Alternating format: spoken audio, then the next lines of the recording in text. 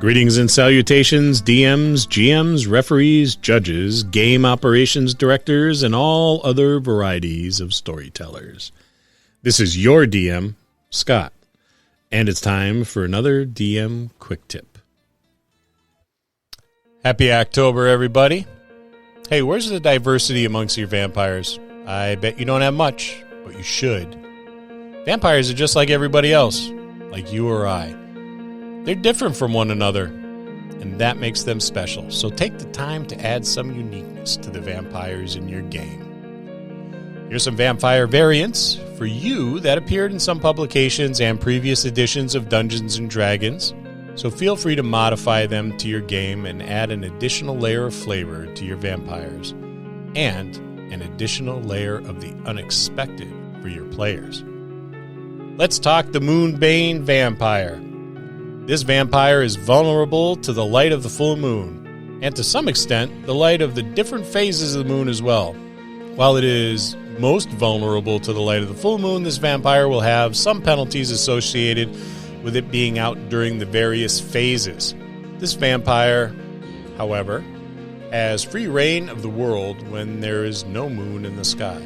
The Persuasive Vampire, well, this silver-tongued devil will get your player characters to buy beachfront property in the desert.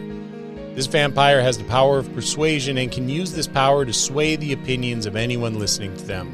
While this may seem like a relatively weak ability, this vampire can use its ability much in the same way as a suggestion spell of the 12th level, having an effect on any number of targets within 30 feet of him. And that right there is a game changer. The Psychic Vampire has the ability to drain their victim's mental strength and not their health like your standard issue vampire would. This vampire, on a successful attack, can drain up to 1d6 points of wisdom from its victim, gaining 5 hit points itself while doing so. Now there's also a Savage Vampire. This Savage Vampire retains all the special abilities of our standard vampire, plus gains 2 claw attacks around. These deal the same damage as the slam attack of a vampire of the same size. These vampires also have a substantial racial bonus on hide, jump, listen, move silently, and spot checks, which in this edition might translate to perception. The Swarm Form Vampire can take on the form of a swarm of rats or bats, making for interesting combat encounters, but really that's kind of all it can do. So the big question is, how do you make these vampire variants viable for 5th edition Dungeons & Dragons? Because these all came from the distant past of D&D. You can find them in one of those old versions of Dragon Magazine. Now, one way to do so that will save you a great deal of time is to use the standard monster manual Vampire as a template. To make any of these variations, simply add those added abilities. So, for example, the Persuasive Vampire will have a persuasion ability, the same as a suggestion spell of 12th level that they can use at will.